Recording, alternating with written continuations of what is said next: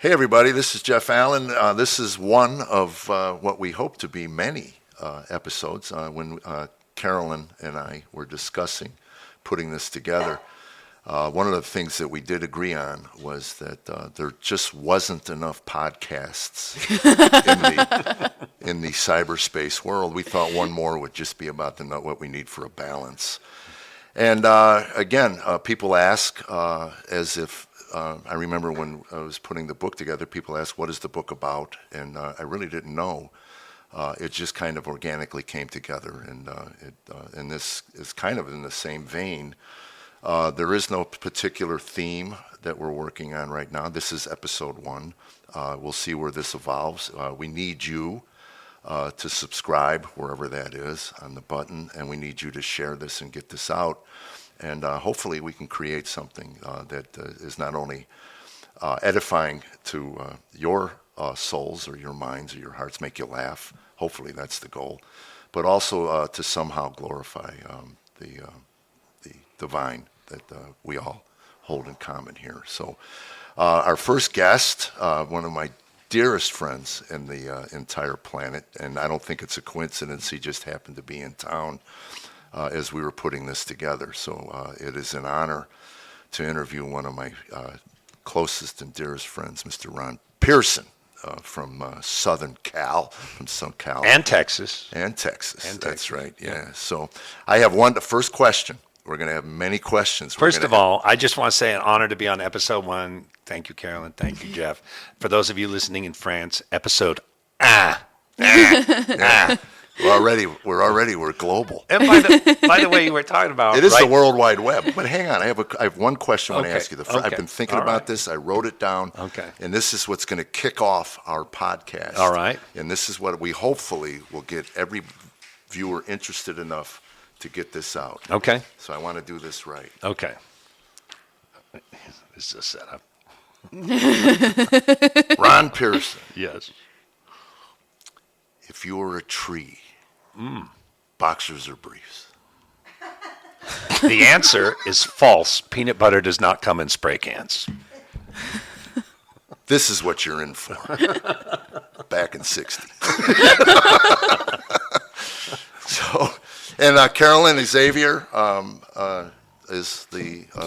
I'm a person. I made it. You did. I made it in. Yes, you did. All the way from Holden Wall.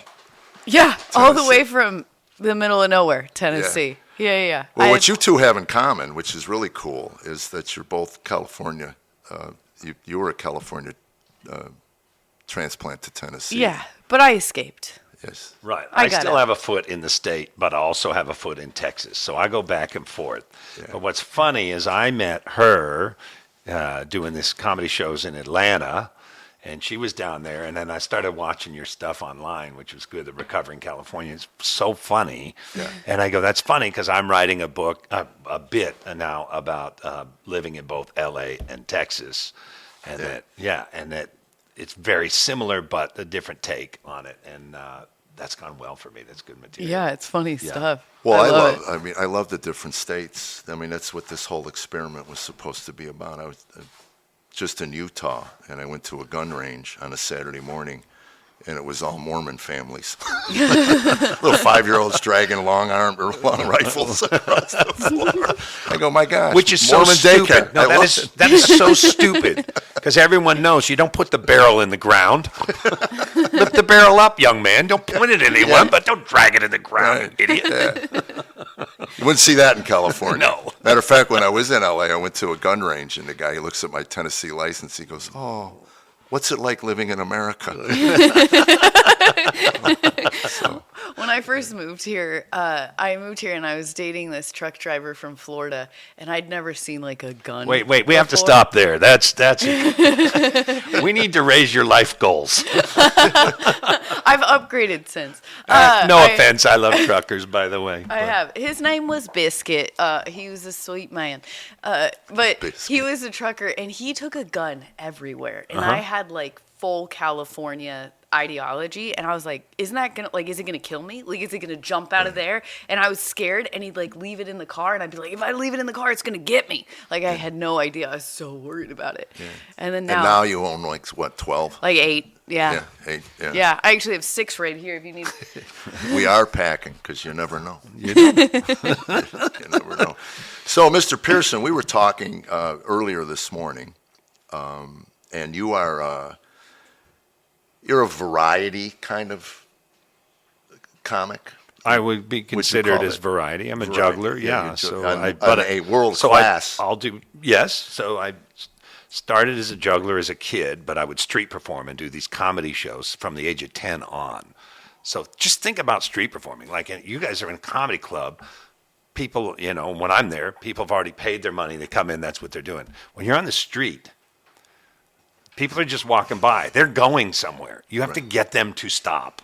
Yeah. Then get them to like you, and then like you enough that they're going to reach in their pocket and give you money. And I lived off that for 4 years. Was it like Venice, Santa Monica? Where were you? I started doing that at 10 years old in Seattle. Seattle and Portland, and then That was before the city of Chaz was created? yes. By the way, I used to work up there on that's up in That's the Broadway, wharf. up on Capitol Hill. And I used to do, when I was in college at the University of Washington, I would go Friday and Saturday nights in between these 2 bars up on Capitol Hill, because there would be people, and I would do these street shows, and I would make like $50. You're talking about like 1984, 85. You could buy a house for $75. Yeah. No, but I mean, $50, like that gets you a long way, and you do that 2 nights in a row. All of a sudden, it's like $100 back in those days. Like, yeah, perfect. But we were still on the gold standard back then, weren't we, as a country? That was in the 1969. Yes. Wait, we used to be backed by gold? Yeah, that was, yeah. Yes. Yes. Yeah, the paper actually had a reason for it. Oh, yeah. Back in the Go day. on. Yeah, Tell no, me now more. Now it doesn't. Yeah. So actually, one night up there, there was this. I'd done it enough that there was this homeless guy. He was an alcoholic guy, and he saw me making money. He always come up, hey, can I have some money? Yeah. And I'd be like, okay, I'll tell you what. You want to eat? Because I'm not going to buy you liquor. Oh, you want to eat? Give me your harmonica. I knew he valued that. Here's, $5. Back then, $5 get you a lot. I go, here's $5. Bring me back the change in the receipt, and you get your harmonica back. And so that was a little game we played for months. And then one night, I'm doing the show, and he comes in, pushes his way in the crowd, and I'm in the middle of my show. Yeah. And he's cursing at me and yelling, and he's walking at me. I'm like, oh, this is ugly. So I used to do a bit with a machete, a bowling ball, and a ping pong ball. So So does the cartel. I pick up the machete. What'd you say? I said, so does the cartel. Yeah. Well, that's my other job. So I pick up the machete, one to stop him, but 2 I'll get a laugh with it. But it doesn't get a laugh, and he doesn't stop. You know that drunk where they're crazy-eyed, and I'm like, My brother was like that. Okay. You'd hear the click. Yeah. And then it was like, yeah. oh. So I'm like, oh no. So I'm in, you're just thinking in split second, like, by the way, I'm 6'1", 143. I'm really skinny. But I'm like, okay, but I have some strength, And I'm So like, you avoided the sewer grates. You just didn't want to fall. It only happened twice, Jeff. And so I'm sitting there like, do I take this guy down? That will look horrible. But he's coming at me to harm me. Yeah. And I'm like, so I just split second, I go, that wouldn't look good. I still want to pass the hat and make money. So I start weaving in and out of the crowd, like to the outside of the circle. And he's trying to follow me to get me. So he's after you. He's totally after me. Holy yes, cow. He wants his harmonica back. Yeah. No, I didn't I didn't have his harmonica. He was just coming in. He was drunk and angry, right? Yeah. And so I'm like, could somebody call a cop, please? Yeah. And then of course the crowd dispersed. Oh, it was a nightmare. But that's I thought you were life on gonna the say street. you taught him how to juggle, and then you started booking him, and you were you like, need "I'll to- take that'd be 10%." come up with an ending for that. Then I exploited him. I'm an agent now. Did I mention to you this podcast? You don't have to tell the truth. You could have just made up some really cool ending to that. How he took the machete and he actually killed some guy that was behind you. He was because you didn't know the guy behind you No, had he a took gun a on swing you. and cut his hair, and now he's a really good That's hairstylist. right. He's got a salon right up there. Yeah. So anyway, we were talking about your juggle and things, and there is this thing within the comedy community. We know this.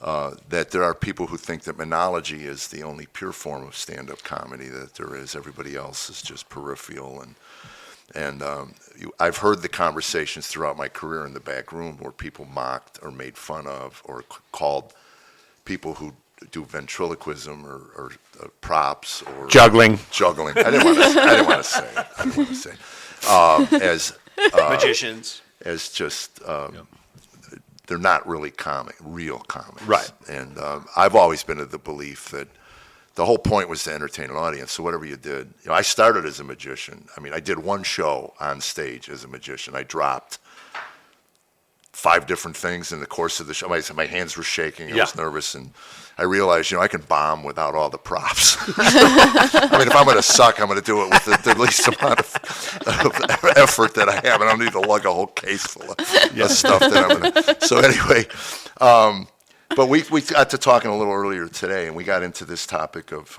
I love your theory on comedy in general. Well, let me just tell you my arc first of all. Yeah. So start as a street performer, and I would, and so I was a juggler, and I would do like more circusy style shows to music, juggling, and get booked for variety shows and small circuses, things like that. But I also did a comedy show in the street, and then. At 14, I did my first national television on the Mike Douglas show, which would be like being on Ellen now. And then by the time I was 19, Believe me, I had the same thought popped into my head. I'd rather be on Mike Douglas. My thought was, who's Mike Douglas? My second thought was like, Ellen was on when I was in like elementary school, I think. so I actually did the pilot for her talk show. Really? And twice, so we did 2 of them, yeah. So yeah, I also worked on her first sitcom and her second sitcom, and that. Yeah, we were going to get into that. You warm up. Yes. Because I wanted to talk about what you do, what people don't know behind the scenes for the sitcoms. Yeah. But we'll get into that. But Yeah. go into your Well, so anyway, your life story. So, I'm going to we college. only have Yeah. an hour. Yeah. So Yeah, you need we're another. how old is he now? 14. I was born in a log cabin. 14. Yeah. Other than the log cabin, what else did you have in common with Abraham Lincoln?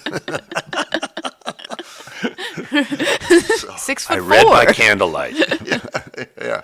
and I'm averse to bullets to the head. Yeah. Aren't we all? So anyway, I go to the University of Washington, and I would practice juggling like 3 hours a night, 6 nights a week. I just worked really hard. So by the time I was 19, I took 4th in the world as a juggler. Well, explain to me what the World Championship of juggling looks like. Well, back then it was different than it is now.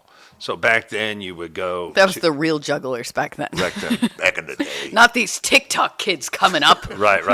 Well, at the time, there's different forms of that and who holds it. But I went to this place called the IJA, and that year it was in Atlanta. So I flew down to Atlanta, and then in those days you have to. You do a routine that will get you into the finals. They pick the top 10 guys, and so you do this routine. They count how many tricks you do you have like 7 minutes, I think it was, and the style and the difficulty, and they add up all those points, and you lose points for drops and whatnot. And style would mean the style of juggling and or presentation. Like you could just be a really good entertaining artist, and you'll do really well, even maybe if you're not. Now, as is good there as points for originality on the lines, like if you drop? Because most.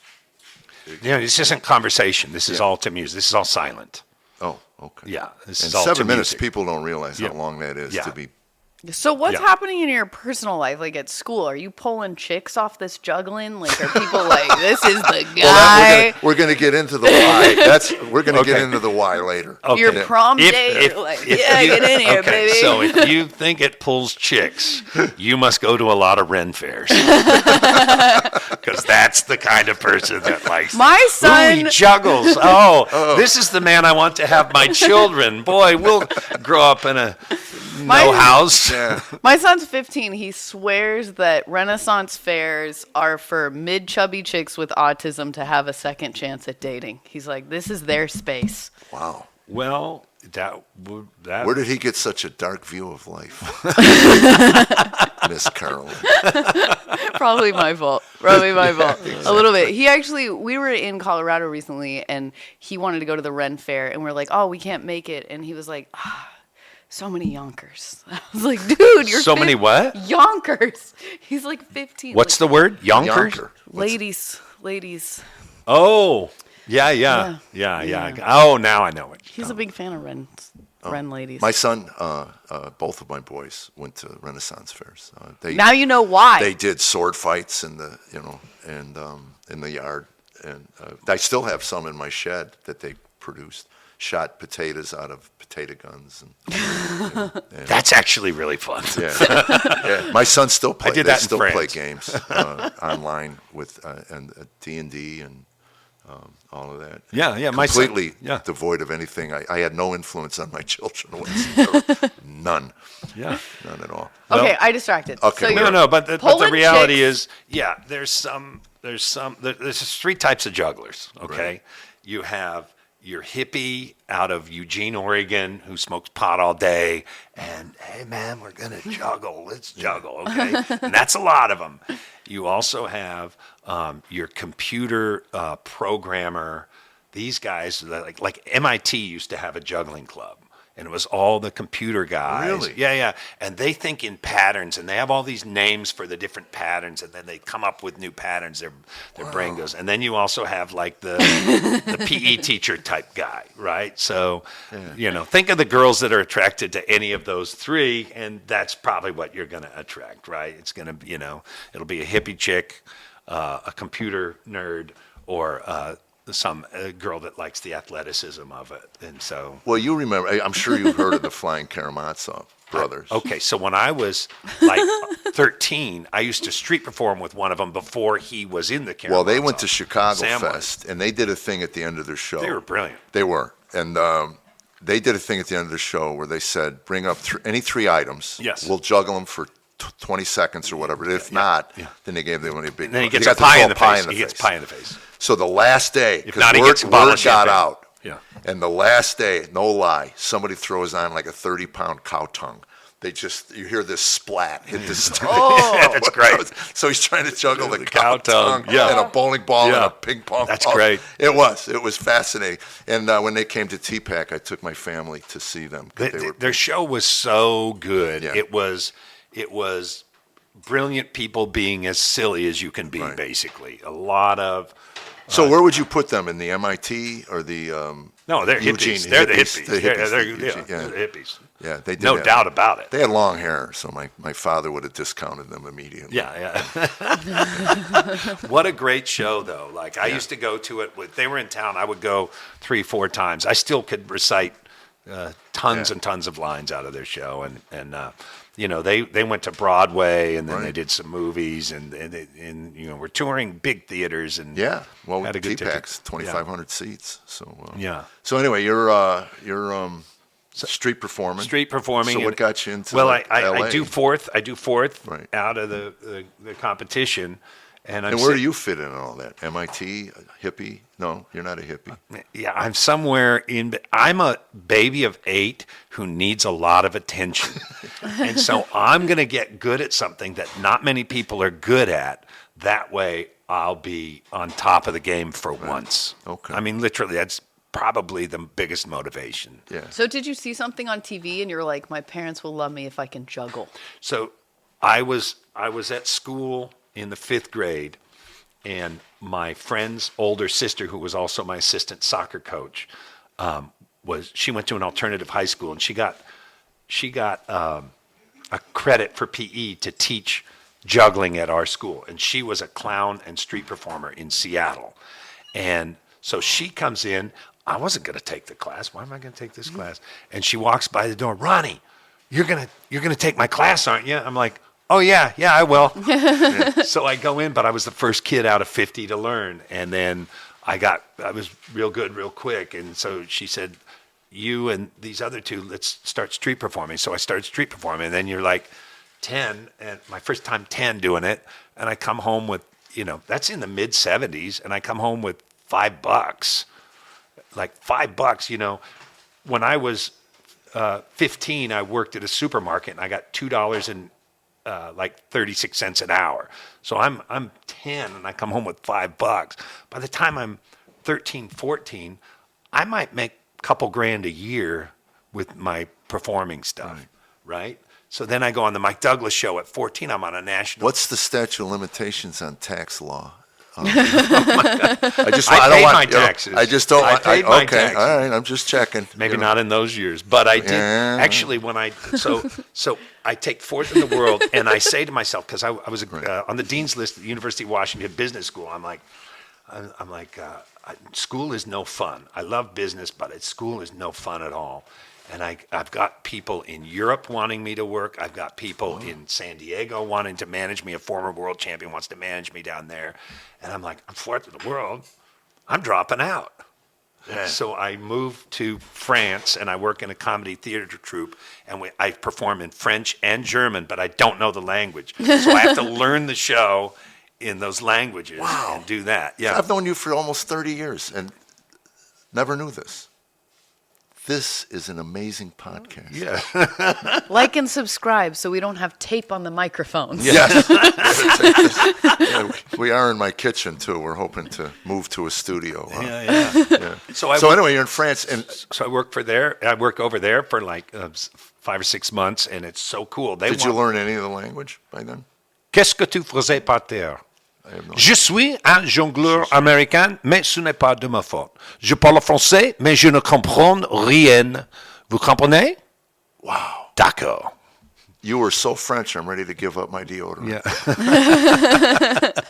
My pit hair grew an inch, at least, in that minute. Okay, I have a question, and I don't mean it disrespectful. I feel like because you took to it so quickly, are you dyslexic or ADHD? ADHD to the fullest. And I didn't know until I had to. So the pharmaceutical companies came up with a name for it so they could sell piles of drugs. I had to go to this place for youth trauma. Yeah. And so I'm there, and it's a lot of therapy. It's a lot. And halfway through, one of the doctors goes, we want you to take this ADHD survey. And I go, okay. He goes, do it tonight when you're at home. And so I go home at night. It takes 20 minutes, and I bring it back to him the next day. He looks at it, he goes, yeah, it's what we thought. It's what we thought. But he goes, you're borderline. He goes, do me a favor. Go back tonight. Call your wife, and make sure you both agree on each answer. I'm like, okay. I go home. I go, honey, it's this. She goes, are you kidding? And I go, oh, you're right. Yeah. So I changed like half the answers because she reminds me. Right? I think the spouses should fill out those. Yes, for sure. One, they know you better, and two, they're more honest. So I take it back into him the next day, and he goes, it's what we thought. You're extremely ADHD. Yeah. So what I've done to actually fix that issue is I used to have about 8 or 10, I'll call them pots on the stoves, projects, and you're just running back and forth, and there's just a chaos. And so now I'm only allowed 3 pots on the stove at a time, and it makes me organize what's important and what's not important. Doesn't mean they won't be done, but they're off on the side. And if I want to take a pot off and put a new pot on, my wife, my therapist, and my buddy all have to agree. I have to go to them and say, I'm shifting again, and it makes me finish projects. It's so weird. And I'm better at what I do. I am better at what I do because of it. Yeah, I could tell how you were talking. I was like, he's got either the dyslexia or the ADHD superpower. Yeah. I can feel it. Yes. Yeah, for sure. Yes. I love how you're like, I can't juggle 9 things at a time, only 3 things at a time. Yeah. I have dyslexia and ADHD, so I get it. Yeah. So how did you get diagnosed, and how did you deal with it? My son got diagnosed. That's how I figured it out. Oh, so it's genetic.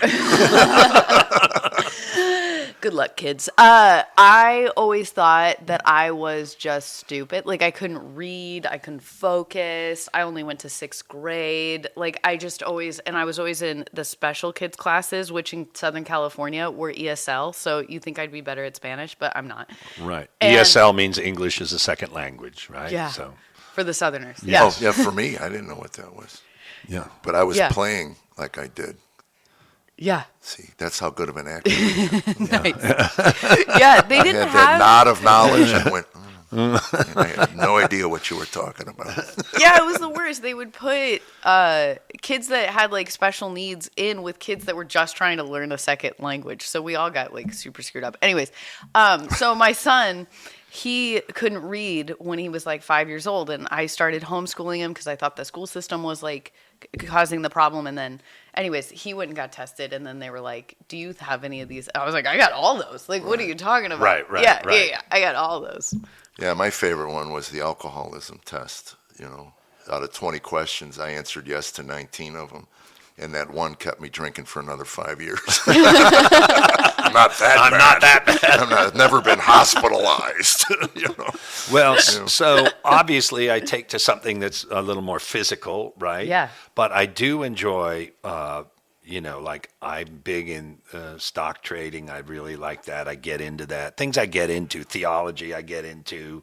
Well, I'm amazed at how disciplined you are with the stock trading, because I tried it, and because of my issues, I couldn't discipline myself to be patient enough to do the stuff you're supposed to do.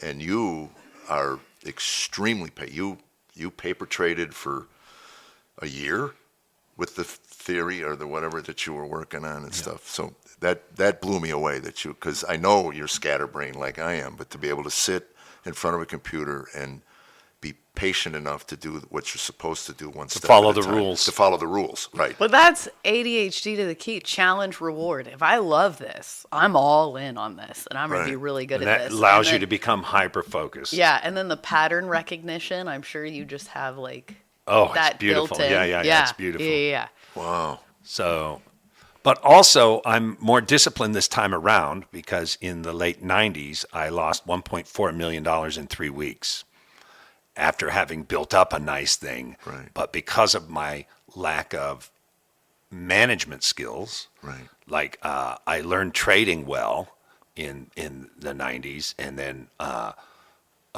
so I'm a good trader. But if you don't know, if management of that is 50% of the game, Right. and no one had taught me the management part. So now this time around, I'm so much more disciplined, and I put rules and boundaries and manage it properly. Yeah, I got into, I went to one of those seminars Yeah. at the arena here, and they tell you can trade stocks with the big boys. Mm-hmm. Oh, sure I can, So anyway, I got into, So now he's selling Rodanthan well, Fields. futures trading. That's what I'm doing. I'm doing I didn't futures, tell yeah. Tammy. I love futures. And I'm sitting at the, You didn't tell Tammy. I'm sitting in the Tammy, living do you room appreciate that? on my computer looks like- in the living room. Yeah. No, she knows this because, and I buy my first Copper's futures, and I'm eating ribs, and like 12 seconds later, I Yes. lose $1,200. Yes. And you can't make a sound because she'll go, "What?" And then you got to go, "Oh, nothing." And then they go, "What do you mean?" And so anyway, I didn't They're want her to know. $1,200 So I'm ribs. sitting there like, yeah. And it took me all night to get back to zero. And anyway, the long story short, I lost half of our retirement account in futures, and I had to come to her and tell her I lost. She's such a great. She just goes, "You're done, right?" That's it. You're done, right? The rest of it's going to be taken care of by professionals. And I go, yes. So now they have what's called micro minis.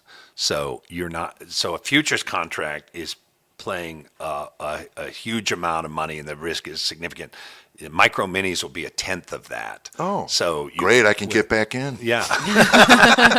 Hey, baby.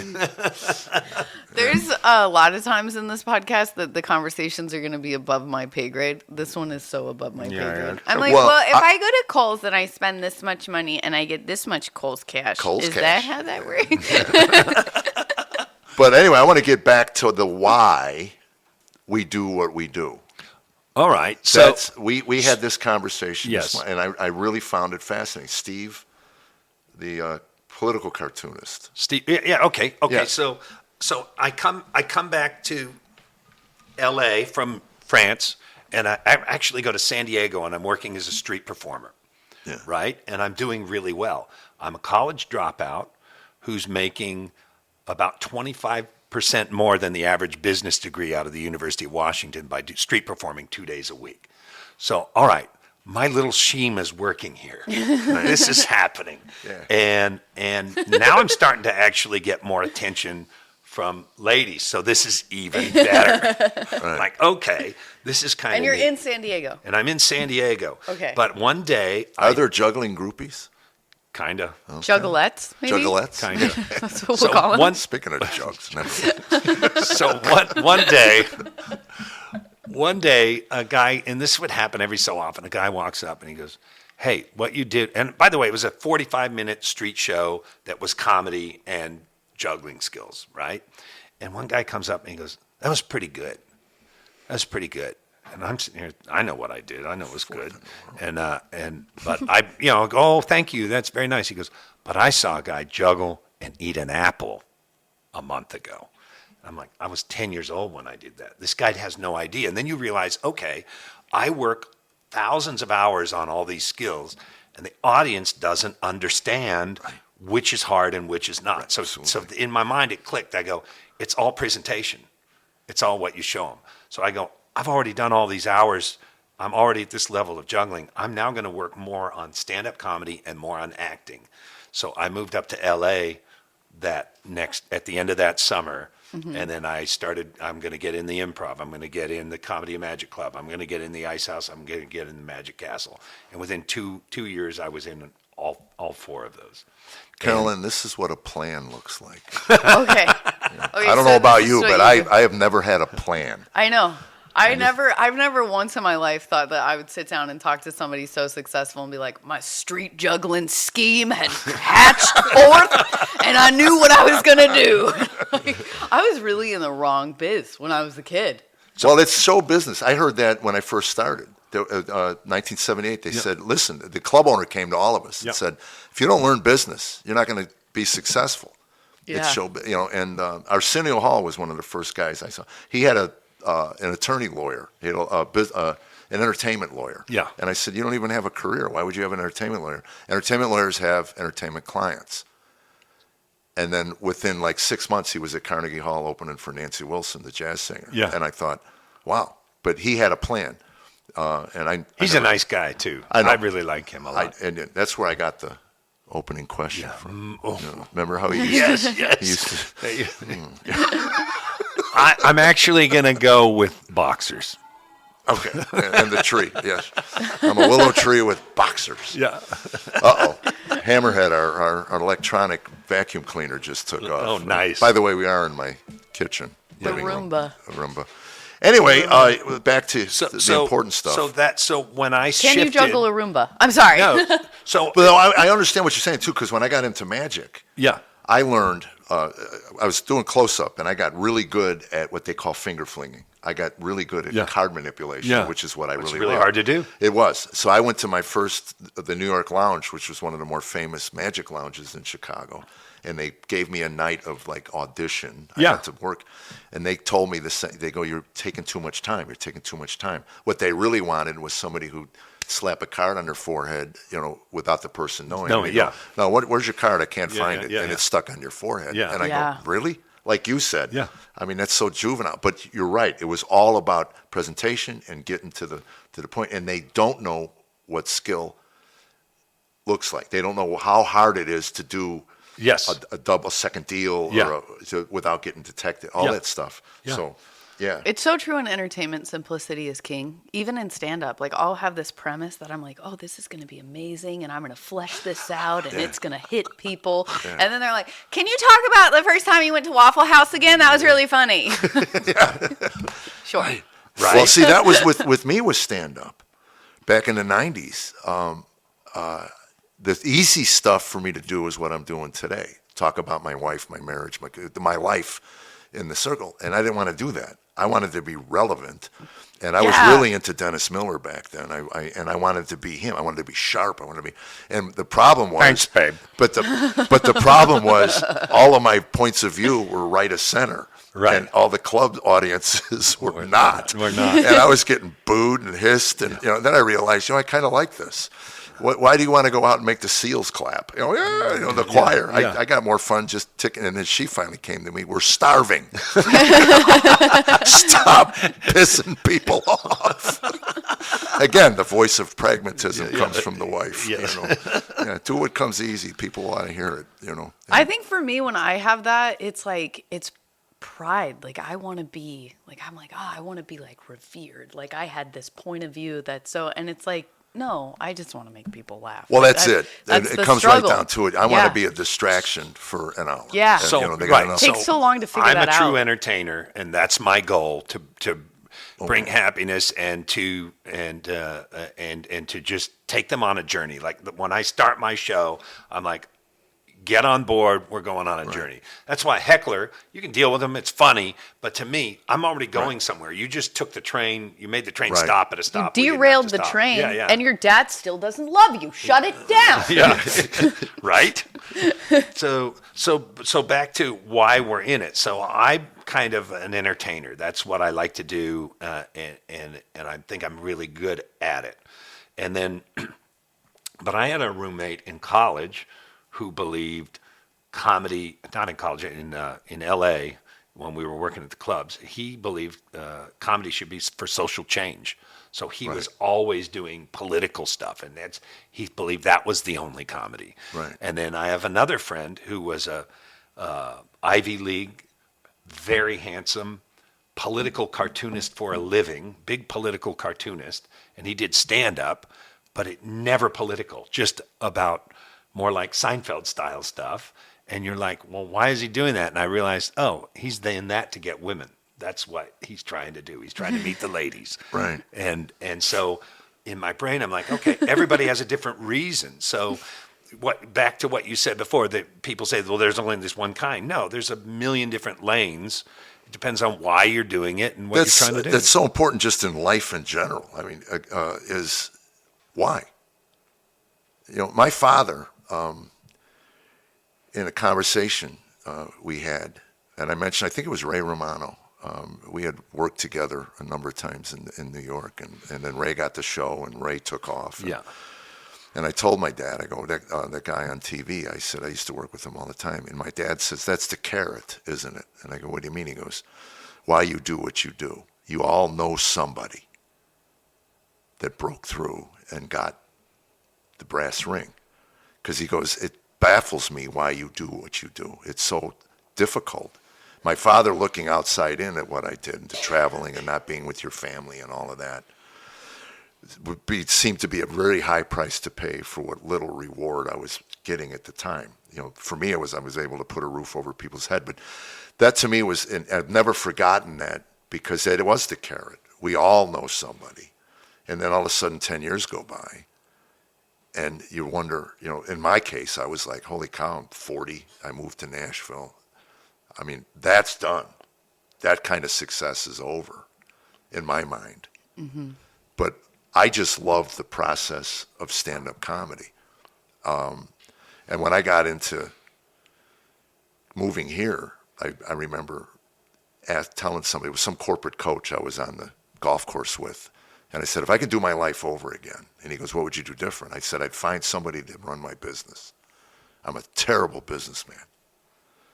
And hence, and he goes, why can't you? I go, nobody wants a 38 and a 39-year-old, never have been comedian. If you had a career, they can at least look at something they can build. So, but my why was always just, if I'm funny, it'll work. I just want to do, because someone says, you get this all the time, what's your favorite joke? Mine is the newest one. Right, That's right, my right. favorite 'Cause joke. It's such I a good can't wait. feeling. It is. It's such a good feeling when know, it works. Yeah. Yeah, when you go, oh, I got this. Like you said, you build this premise, you go this thing, and you go out and you go, nothing. Yeah, I know. Really? And you want to start over again. Maybe I didn't say it right. In my head, this was so good. It was so great. The whole drive over. Yeah. The morning I got up. Yeah. And then these 3 people at this bowling alley aren't really digging it, right? Right. Yeah. One time in Bragger. after the Exxon Valdez oil spill. Yeah. Exxon Valdez was a big. I have to explain to her. go on. She's young. Yeah. It's a big oil tanker that oil, crashed in Papa? Alaska. Yeah. Papa. And it had a big spread. And so I wrote this like 4-minute piece on it. And I'm like, this is going to be great. And I do it like 3 or 4 times at the Improv in Hollywood. And I'm like, and it just would get like 1 little laugh, 2 little laughs in the whole thing. I'm like, I know it's funny. What? So I'm going to strip it down to just what's the most funny about it. And I just walk on stage. I go, it was 1 line. I go, quick impression, driver of the Exxon Valdez. Hey, how you guys doing? I'm spilling my drink everywhere as I'm talking. And it got applause. Yeah. So it went from me thinking it was going to be a huge thing to Right. 1 line and applause every time. Like, okay. Yeah. So It's so true. Like a female comic that I worked with a lot at MA, she'd be like, say the joke, show the joke. Stop trying to make it bigger than it is. explain, Say it, explain, show it. explain Like me the how show you it. were the drunk guy. Oh, yeah. Yeah. Show it. Yeah. Say it, show it. I like that. Say it, show it, which is why it took me forever to connect stand-up and my Instagram success. And I'm like, oh, the Instagram success was I was showing the joke. I was saying it, and then the visual, they could see the visual of whatever I was talking. And it was like, that's why it just, they couldn't understand, especially because of my dyslexia. Like when I try to articulate things, like right now, it's just not. Hold on. Coming I've been in up. comedy a long time, and I'm actually writing this note down for me. Say the joke, show the joke. That's really good. That's so simple. It's so simple. so and it's simple. so true. It's so true. Yeah, that's kind of, Yeah. you kind of come by that naturally if you work long enough, I guess. Yeah. Right. I don't even think of that. I don't Yeah. think of it putting it into words, and then why not? And I've always been a really physical comic, and I'm getting a little bit less so. But Well, you are old, Ron. I don't, hey, all right, you're old when you go to put on your sock and it's all of a sudden hard. Like I can't even get there. I just told her that yesterday. I threw my chest out. I ripped something trying to get my sock on. Right. Yeah. Just- Oh, Lord. I haven't been like old yet. I'm coming up on 35, but Yeah. I have been out of shape, and skinny jeans with a little bit of lotion on your leg, that like, was like, yeah, not good. Not good. I would Not good. never, yeah. I like lotion, though. Yeah, I'm By a the fan. way, I she learned said about the it older. joke and then she showed the joke. I don't know if that was picked up on the camera. Lee, did we get that? Lee Harden, our engineer over there. Lee Harden, everybody. Yeah. I call him Lee Harvey. Yeah. Way to go, Oswald. Way to go. You know why we call him that? Because good he's shooter. he takes one shot of us. Then you showed it. You want to hear something yeah. crazy? You want to hear something crazy? Lee actually had more than one shot, didn't he? There were like That was last night at the bar. Wasn't there one of those bullets? Wasn't one of those bullets take a sharp right turn? Something the way they. Yeah. Anyway. Okay, so here's a crazy story. So I married my wife. My wife's from Texas. My mother-in-law. Turns out my mother-in-law was supposed to be on the grassy knoll. She was in high school. She was supposed to be on the grassy knoll the day, but her friend's mother got her on, it was either the library balcony or the courthouse balcony. So she was there. So she was about 60 yards away and saw it. Is she still messed up? Saw it. Yeah, Is she doing okay? she's no longer with us. Oh. But she always had the image of his wife grabbing his head and pulling it back into itself, right? And so she went home, and she went back to high school that day, and she told her teacher, the president's been shot. The president, and the teacher goes, stop telling lies, Lunan. I want you to go down to the principal's office right now. Because news didn't travel very fast, right? Oh, Isn't that crazy? She didn't have a podcast or an audiobook No. to Now the figure limo that driver stuff out. now the limo driver would be doing selfies with the president. Oh, yeah. But, ladies and gentlemen. Yeah, look what I got. My mother-in-law didn't like to talk about it much. Yeah, I could because imagine. to her, she just was like nervous about it. And I'll tell you, my mother cried for a week. It was a heavy thing. Yeah. And when they moved 20 some years later from their house, my mother had all the newspapers still from that, the headlines from that assassination. yeah. And now we're going to find out. I'm really excited for RFK to get behind. I am too. I'm going to to get finally behind release the door it. a little Oliver bit. Stone will go, I told you. You guys called me a nut job for years. I told you. Now I can die. I've been hanging on for the truth. It's so funny. That whole feeling of is how I think about the story. I love the story of Noah because Noah builds this ark for over 100 years, gets no followers. He's preaching, nobody converted, barely gets his own family on.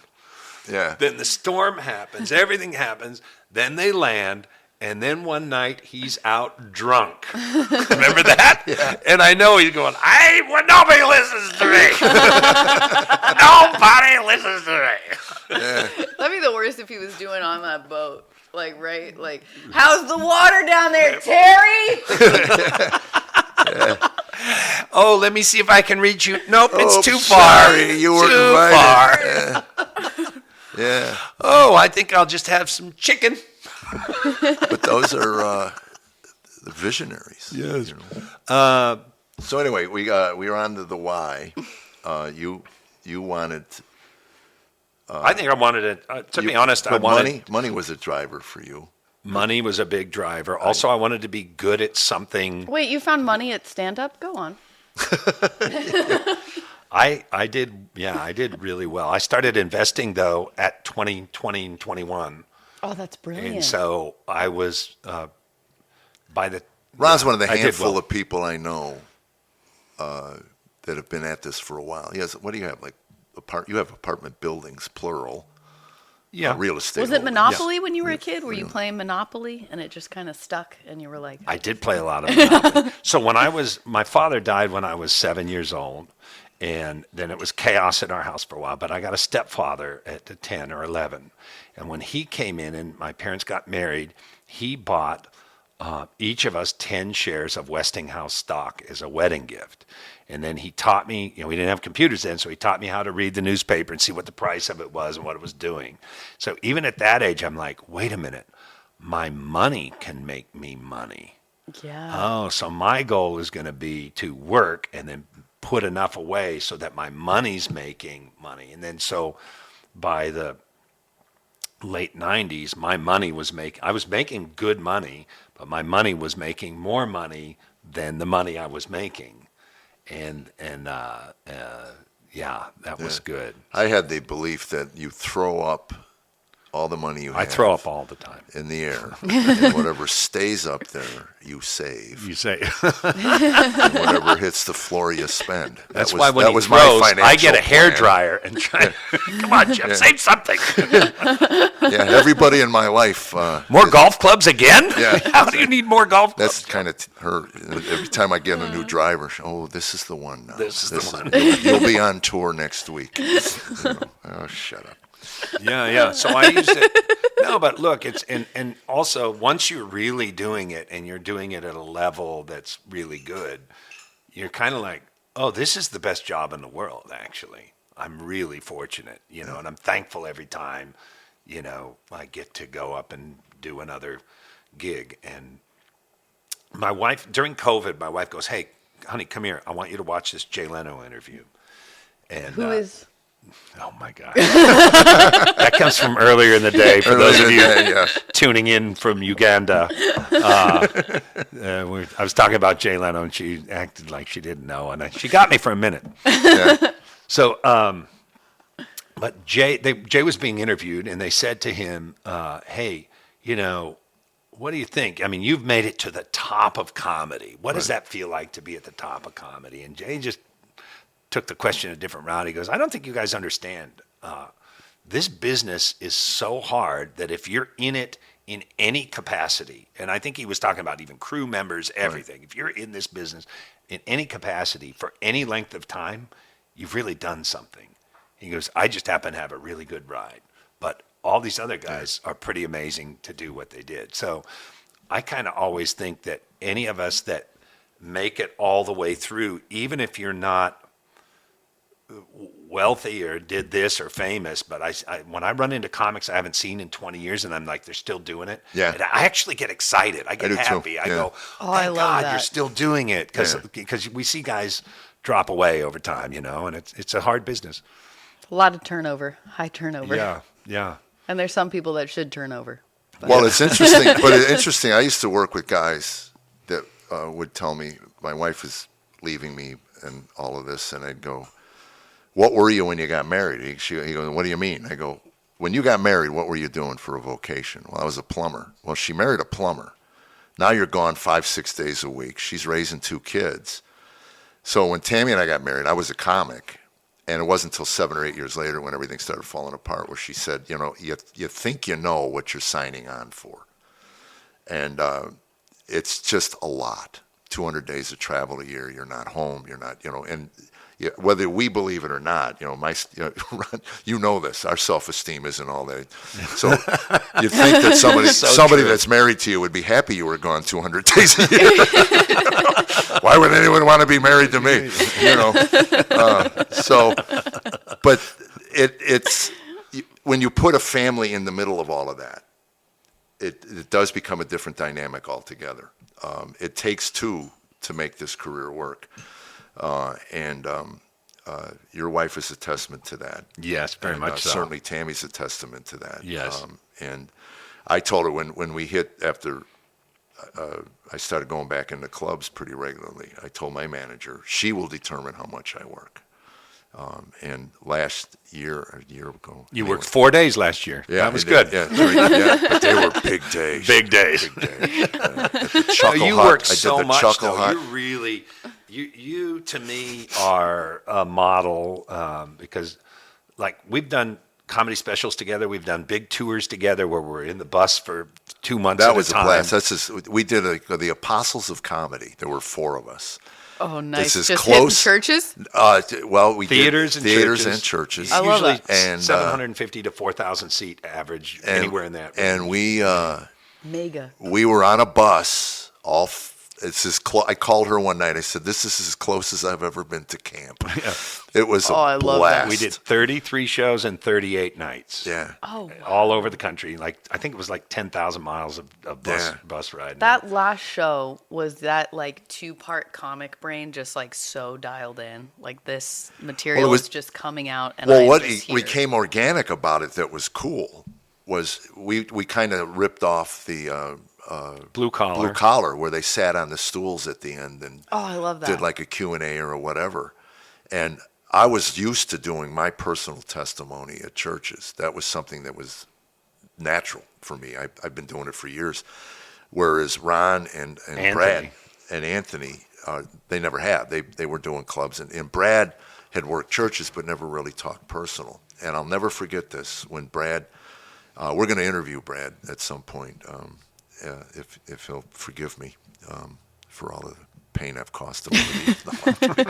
But anyway, he was talking about his parents' divorce and the way it affected him as a kid. Oh, man, I remember that. Remember that? And there was Yeah. a kid in the front, young kid in the front. Yeah. And Brad started going, if you're young here and your parents are getting a divorce, it's not your fault.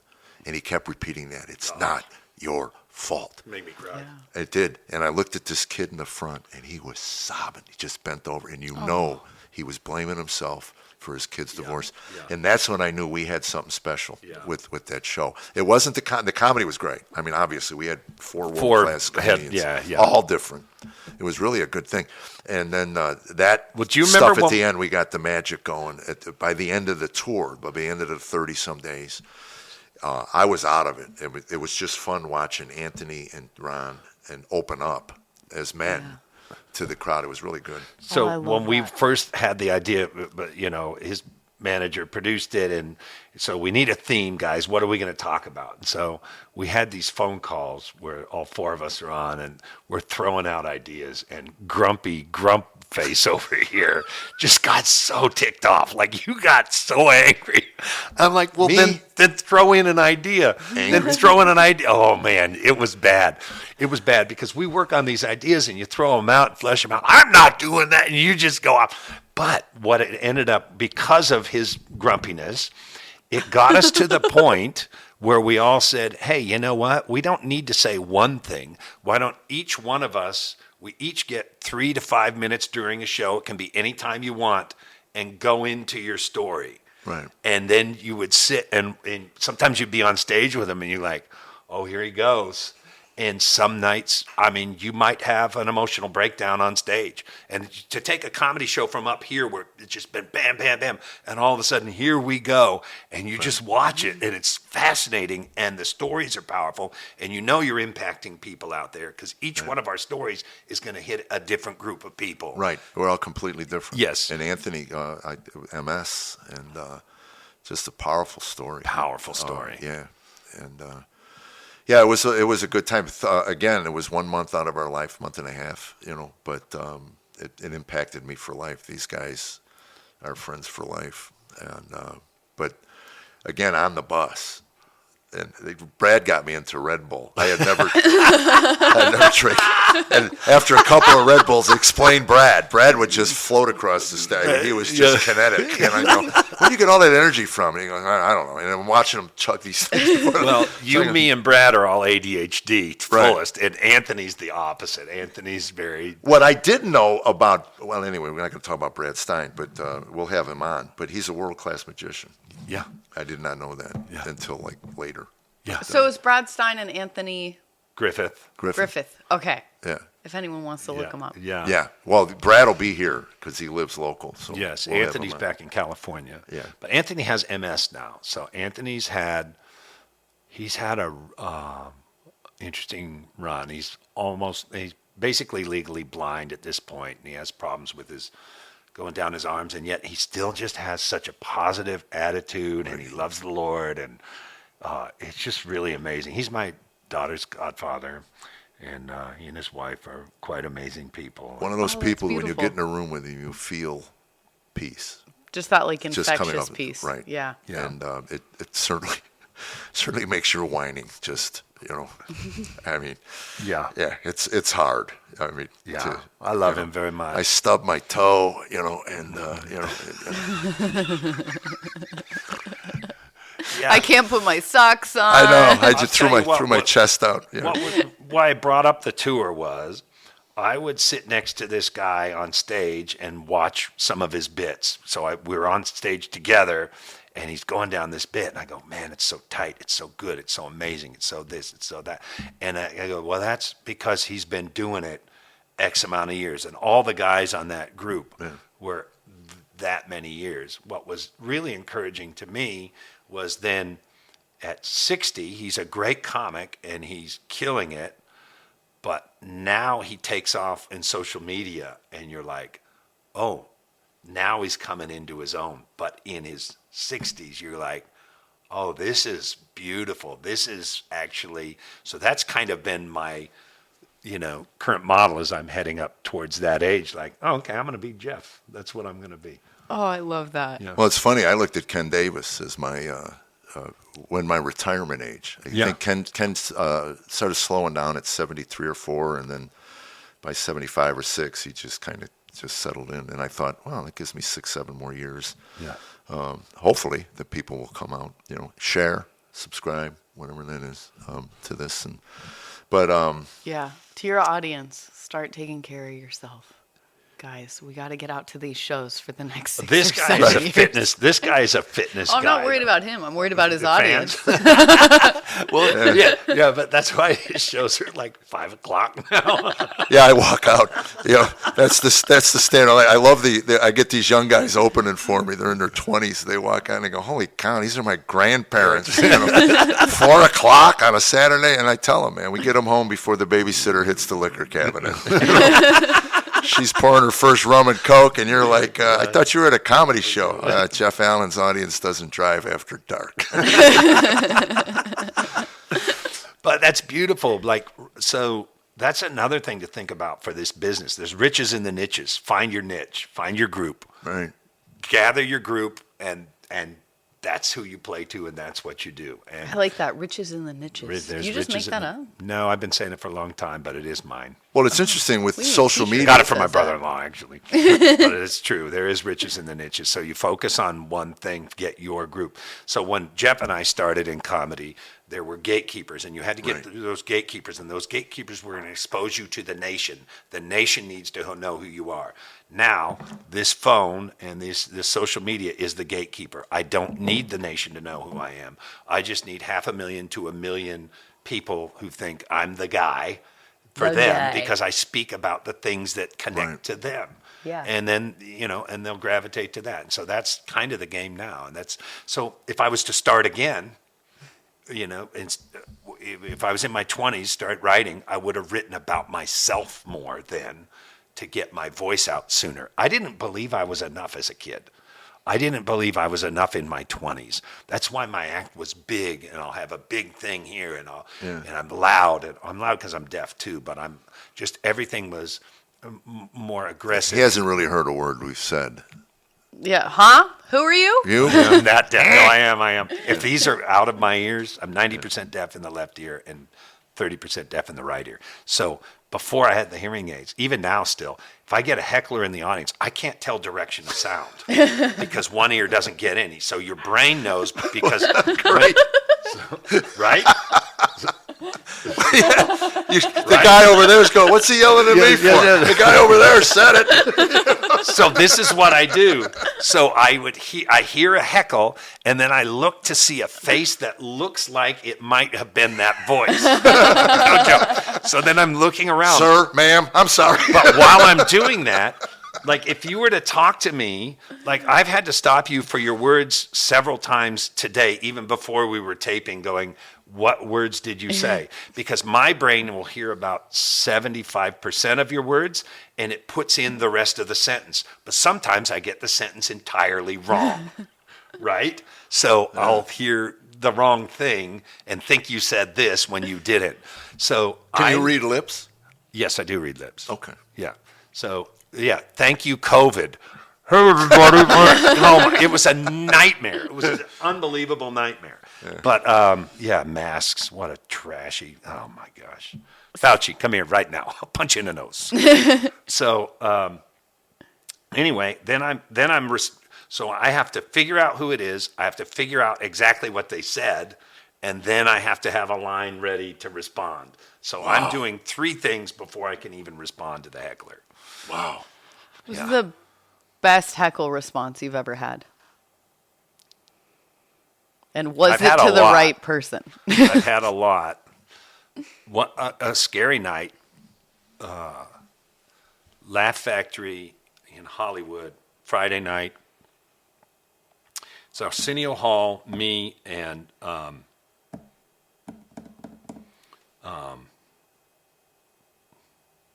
Dane Cook.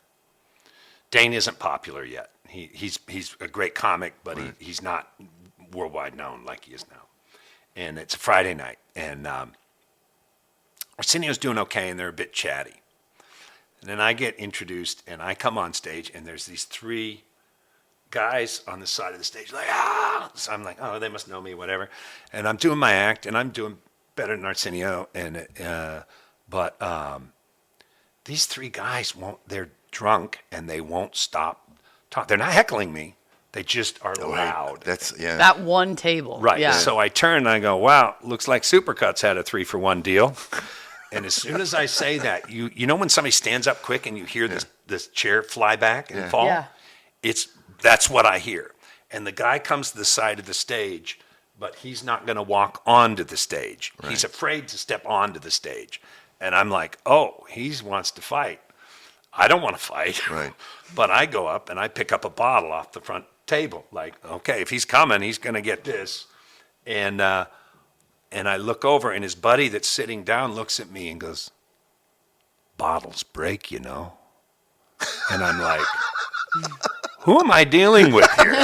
This is not good. You can hear the music in the Yes, back. right. So I go really light. I just start going, hey, guys, it's comedy. It's no big deal, just goofing around. But this guy won't sit down. Right. And they keep heckling, and now they're cursing at me. They're saying curse words at me. And it's, heavy, nasty. And I'm just trying to continue on. And I go, hey, can we get Kenny in here? Kenny is an ex-NFL lineman who's the bouncer. So Well, I see he's Kenny- taping South Park right now. He's not available. I see Kenny's head come in the room and then leaves the room. Right. And I'm like, oh, so I'm on my own. Who are these people? And I start noticing the tattoos across the neck. And I go, oh, they're gangbangers. Yeah. And so I've got plans in my head of how if he comes on, he's going to get the bottle. I'm going to run through the crowd where it's really narrow. You can't really get through. I'll go out the back door, run up around to Greenblatt's, the deli next door, run down their stairs, behind the counter, grab the phone and call the cops because nobody's got my back here. Yeah. Dane Cook is so nervous. He's curled up in a ball because he thinks he's going to throw up. He doesn't want to throw up. He's that scared. No joke. Yeah. And so anyway, they're cursing at me with these words. And I thought, me playing soft isn't working. They're getting more aggressive. Yeah. So I'm now going to go at them verbally. So I turned, I said, excuse me, did you call me a... Well, that means I did this. And if I'm the other, that's the opposite. I can't say these words on stage. Right, It was right. really vile. Yeah. But I threw those words back at him and said, that's a double negative. I can't work with you. Either I'm straight or I'm not straight. But what you called me That's is great. both. And he looked like this, and the whole audience explodes. Oh my gosh! Right? You could see Right. the deer in the headlights. Right, You could just see Right, it's you know, exactly the right. slack-jawed Yes, deer in the yes, headlights. Yes, and then I throw another one back and another one back. And then the manager had the guts. He's a big Hawaiian guy. He had the guts to come over and ask him to leave. And as they're walking out, there's a step down, and the guy's really drunk. And he misses it, and he falls on the ground. I'm like, weebles wobble, but they don't fall down. And the guy stands up and he goes, you beep, beep, beep. That's disrespect. Got your eye on you. And I'm like, oh no. God. So they leave, right? And then I just look at the audience and I go, did anyone have my back here? And these three African American ladies in the front row go, we had you, honey. Look at our nails. They're long. I go, thank goodness somebody, because I was really, really scared. I waited an hour and a half after they left. Before I left, I had them pull my car up. I got in the car and I took multiple turns to make sure no car was following me. And then That's made it home. horrifying. And I had the guts to come back the next night and do a set. Come on now. Wow. I love how you had an exit strategy. You were like, I dealt with a homeless guy in a harmonica. I know my way out of this. I did, right? Yeah, I've been here before. Yeah. Yeah, I got really good at slamming hecklers, so good that my act couldn't follow it, Right. and I Right. quit doing it. That's all of social media now. I quit. I know it's so funny, but and I was vicious. I mean, I can't repeat some of the things I said, but I learned from Cosby. I was at Atlantic City doing the Trop, and I got a chance finally to go see Bill Cosby. Grew up listening to him. Hero of mine. And he's talking to some guy in the front, Earl. Yeah. How you doing, Earl? I mean, where you from? Arkansas, Mr. Cosby, blah, blah, blah, blah, blah, blah, blah, blah. And anyway, Cosby sits down, starts doing his show. And in the middle of the first story, he stops and he goes, Earl, tell me you didn't bring a paper sack lunch to my show. And Earl holds up this paper sack and he goes, pistachios, they keep me regular, Mr. Cosby. And this is what I learned. You're at the show? I'm at the show in the back. And the crowd's laughing. And Cosby looks down and he goes, Earl, you can't be eating out of a paper sack while I'm working. And he goes, okay, Mr. Cosby. And he says, Earl starts to talk again. And Bill goes, Earl, I'm going to work alone now. And Earl sat down and he goes, okay, Mr. Cosby. And from then on, that's how I dealt with hecklers. Oh, yeah. I would be interrupting, whatever, and I'd go, what's your name, blah, blah, blah. And I'd talk to him. just like a regular conversation. You're married, you got kids, you live around. And then I'd go, Bob, I'm going to work alone now. This team thing you and I are doing, not getting a lot of laughs. That's brilliant. And that was it. And I only had to do it once, a show, maybe, And now, because the audience, I don't get heckled. I got heckled in Las Vegas. Like, Bad when you get heckled in a church. but that's it. But I was doing church. I was doing churches for years. I heard that joke before. Yeah. I was doing churches for years, and I go to Vegas. That was the deacon. And I go to Vegas, and some guy starts heckling me, and I said, "You got to give me a minute, man. My chops are off." Yeah. And I go, "It's been a while since I've been heckled." Like I said, you're at church, you're not getting heckled. Yeah. The Lord hates you. On Apostles of Comedy, the four of us would be on stage at the end, and we would all bag on each other quite a bit. It was really fun. We would all make fun of each other, and then one show, somebody in the audience then jumps in and heckles Brad. Do you remember that? And we jumped up so quick to defend Brad. We were at the front of the stage. I remember I'm that. yelling at this lady. Yeah. I go, we can make fun of each other. You can't make fun of her. Why don't you shut your yap? It's a church show. We were in a theater. Yeah. In Tennessee here too. Yeah. Years ago, Tammy's mother called me a nasty name, and I heard Tammy say, I can call him that, you can't. And again, you're sitting there as a man going, your woman's standing up for you, but bottom line, I'm still that. In the end, that's what I am, Yeah. So. Yeah, I think having kids really prepares you for hecklers, because they'll say stuff to you like, they have no filter. They don't care. Yeah, no. They'll call you out. No, and it also humbles you, because you're. For you, might might humble you. For me, it puts a layer of shame over me. Right. Like, I'm not. My kids don't like me. Ooh, what happens with shame? Shame's no fun. Shame's not my worst. friend. No, shame is why. Shame comes from the devil. It does, right? Yeah, 100%. Right. John Bradshaw Guilt said, "Guilt says I did something wrong. Shame says there's something wrong with me." Yes. Yeah. Yes. Big difference. Yes. And people who are against guilt, I wouldn't want to be around them very much. Yeah, they should be ashamed of themselves. They should be ashamed of themselves. Absolutely. Shame on you. Yeah. I think we should bring back that whole gallows in the public square so people can walk by, and that would be. Yeah. Forget jail. How about for a month at noon you're confined to just sitting in this public square in the shackles while your friends and neighbors shame you. We'll call it Facebook jail. Yeah, Facebook.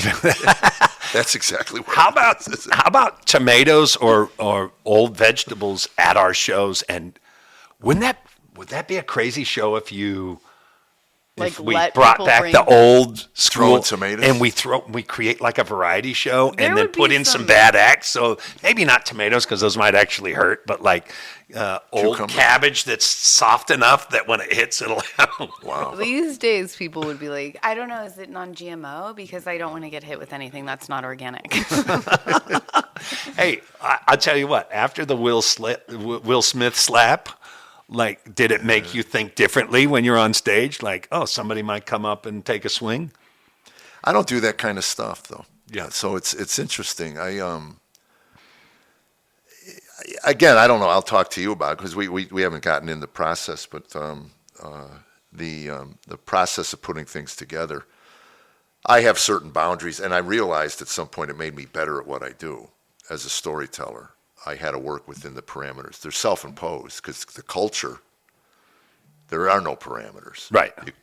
And then the cancel culture came in and put unrealistic boundaries on people, very arbitrary. They decided who and what was, and that's something that maybe for another day. But the internet, because people come out, they see what you do on the internet, and you do it in a club. If you go to a comedy show today and you're blindsided by what somebody does on stage, it's on you, because everybody has content online. So if you're going to go see somebody, you don't know who they are, but let's go see a comedy show, and you just wander in without going on the internet and looking at what they do, Now, I've heard from dry bar people Oh yeah, they get in some conundrums. Because the guy does the dry bar show, they think he's clean, and then they get to the club and he's not so clean. And I've heard that from more than one person in my audience come Right. up and, oh, you were clean the whole show. I go, well, yeah, who isn't? Well, we went to see so and so, and Right. we liked what they did on the dry bar, but we didn't. They were in the club; they were completely different. So you and I, and Carol, we're believers, we're Right. Bible believing people. There are certain parameters that we impose upon ourselves. Very much so. And And it's much harder to be a clean comic than it is Well, to I've be. had people call me out for not being nice, and they go, Jesus, Well, that's true. Jesus was That's nice. right. But I go when he turned those tables over on the money changers, Yeah. he probably wasn't being very nice. You whitewash. They were hecklers. You whitewash sepulchers, right? That's what he called brood them. of vipers. Yeah, vipers. Yeah, vipers. yeah. And He called them names. He so- heckled them back. But have you had things You roasted that them. you put together, Carollynn, that you go, God, this is funny, but it just doesn't fit within my faith? Every day. Because the devil and does all provide. day. Yeah, all day long. I'm like, oh my gosh, that's so funny. But I mean, sometimes the devil really gets me because my husband's also a comic, and I'm like, I thought of this premise that's really funny, and he's not as clean as I am. Yeah. But I really struggle with it more, not so much on stage because I feel like there's lights and there's a stage, and you're professing things into a microphone. So I'm really try to be really conscious of not being a stumbling block for other people. But in my day-to-day life, like my dark humor, I say like it just falls out of my mouth, and then or things I think are funny, and then they're not, and it's like constant repentance and forgiveness because whatever is in here, it has so much more purification to be had. Okay, so Scripture says, "Let no unclean thing come out of your mouth," right? And what's in your heart will come out of your mouth. How does that apply to us? Because we're pushing the boundaries on a lot of things, but we're Christians, so we're within boundaries. But even Christians will have problems with us because they'll. Oh, every day we were talking about that. Well, we were talking about even just working clubs. Yeah. I've had how could you be in a nightclub? And I go, you eat at Fridays. They sell alcohol. I mean, I don't understand the argument, and maybe you can point something. I mean, if you've had it, but that's the issue. I got half my audience are church people, and a lot of those won't go to see me at the Improv because it's a nightclub, supposedly, even though they have great food. And then I have another audience that are secularized, and they're not going to come to a church to see me. Right, So right. I'm kind of stuck with this. How do you get the two together and just go, hey, look, it's just comedy. We're doing a night of entertainment. Church can be entertainment as well. I So mean, this comes back to the why. Why are we in it? So I've always felt like what I'm drawn to do, what I feel called to do, is help change the culture. When Jeff and I started in comedy, a third of the acts were clean, a third were in the middle, and a third were dirty. Right? I don't know how to math, but a third, and a third. and a There's third. three, that's right? a whole. But back then, to get on the Tonight Show, you had to be a clean act, or you weren't going to get on, right? So a lot of acts would work clean. Since the 90s, that's all busted up. Now, only maybe 5% of us are clean now, I would say. Would you guess that? Clean I'm female, impossible. That's why I got so much work. Right. Women are like, how do you get so much work? I'm like, be clean. Like, Yeah. it's super easy. Yes. Yeah. Well, again, as a storyteller, I'm telling any young comic watching this that if you tell stories Both for of a them. living, Both of them. yeah, both of Yeah. you youngs, and young to me is 50 and under. It might touch my demographic. Yeah. But our demographic's about the same. But if you tell stories, get a thesaurus out and learn to tell those stories using the language. It'll make you better at what you do. You'll never have to I work- get the Urban Dictionary out, and it makes my stories much more relevant. But speaking of that, we were going to have. I wanted to do a segment on this called the word of the urban word of the day because our Yeah. granddaughter was singing a word, gayette. What was it, babe? Goit? Gay, I don't Goit? think you can say gayette anymore. goyette. Get, Get. which means shake your booty, shake your rear end. No, Yeah. it means And she get out of here. Get. No, Go she on, was singing yeah. it, but she was in the car singing it, and Tammy, her grandmother, says, "What does that word mean?" And she goes, "She's 10. I don't know, Mimi." Well, you might want to know what it is before, because my theory with my sons were always, no, words have meaning, So if someone's going to punch you in the face, at least know why. So if Yeah. you say something, know what the word means. Yeah. So anyway, she looks it up on the phone, and it means shake your backside. Yeah. And she goes, Lydia, you can't be singing that. She goes, oh, I don't know, Mimi. So I thought, how many kids out there, because of the culture, are singing all these things? They have no idea what they mean. Yeah. And then, they could be offending. I don't know. My teenage son is always explaining things to me. That So I don't back to the understand. why, right? Yeah. So if I'm gonna be out, I'm trying to influence the culture, but also I'm gonna touch other comedians and things.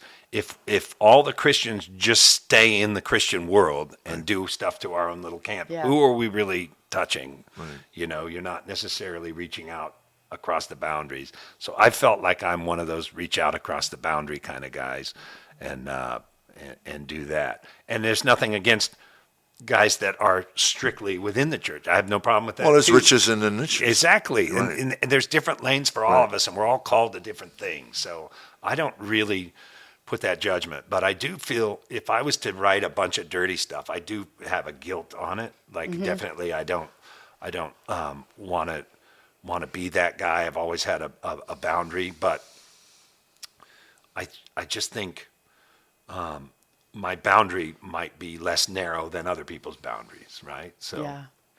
I talked to my priest about it, Father John, and about what you were saying about like being in nightclubs and like being in all these areas. And his was brilliant. He was like, do you ever use a flashlight in the daytime? And I'm like, no. And he's like, a flashlight's not meant to be used in the daytime, so you need to light up the darkness. That's what a Wow. flashlight's for. Yeah. Yeah. Yeah, that's kind of what I remember. I think it was Matt Berry, the writer. He was a seminary student. He was a stand-up comic, went to seminary. And Roseanne called him to come, because it was from Denver comic, Yeah. to go to California to write for her show. And he went to his pastor, and same conversation. I'm called to do this. Yeah. And he said, you're called to be salt, and you're called to be light. And is there a darker place than Hollywood? So go there. And if it doesn't work out, seminary will be here for you. And he's done very well. Wrote in some amazing shows from, I think yeah, he was on. he's done real well. Yeah, and the last one was Reba, and then Last Man Standing. And Matt, it's a beautiful spirit. He opened for me in Denver recently. Oh, that's great. Went back on stage. It's been years since he did stand-up. And it's just a great place to be, where for him, I don't need the work. I don't need the money. I don't need anything. Yeah. This is just pure joy. Fun, yeah. Just pure joy. So to watch a guy from that Perspective. mindset, Yeah. that it's just, I'm having a blast, man. And that's kind of what my goal is now. I just want, as long as I love and enjoy what I do, then I think that will come through. Well, if the audience loved it and enjoyed it as much as you, Yeah. you would be very successful right now. Yeah, well, I had to get one dig in. I know, man. You guys have been. Last night, you were all over me. I thought, if I was an Uber driver, you'd be kicked out. I would tell you. Okay, Ron, where can people find you? Ron Pearson comedian and Ron Pearson comedy. That's the place to go. Look, social media. That's the place to be. Jugglers are us. Yes. Yeah. On the streets of Venice and San Diego and Portland. Yeah. Thankfully, it's been a long time since I've done a street show. But That might be fun to just kind of dip back in. So Not in a few- California these days. a few years back, I thought, I think I might try and do a reality show. And my idea was, most guys that hit middle age have a crisis, so they, get a new young woman and a sports car. Me, I decided to see if I could make it around the world with $80, and I leave my house in LA with $80 and try and street perform my way wow. around the world. That would be. Yeah. And the story would be really. If I was ambitious, I'd produce that. Yes, yeah. I'm just not. That sounds so dangerous. It does. That's Yeah. the excitement of it, right? Yeah. So you start in L.A. How much would you need when you got to New York to hit Europe?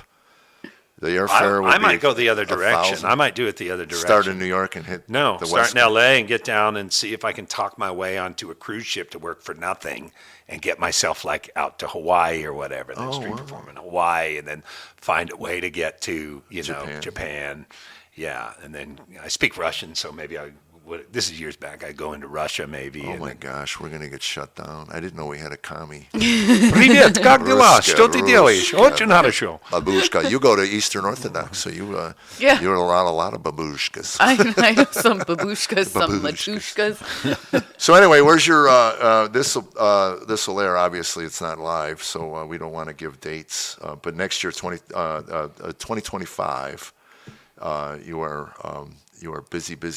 Should be real Yeah, good. Should yeah. be a good year. So go to your social, go to the socials. Very funny guy, and this is episode 1. And we'll see you next week. Next week. Yeah. Yeah. Gosh, from my living room. Thanks for having me, guys. Thank you, ma'am. God bless you.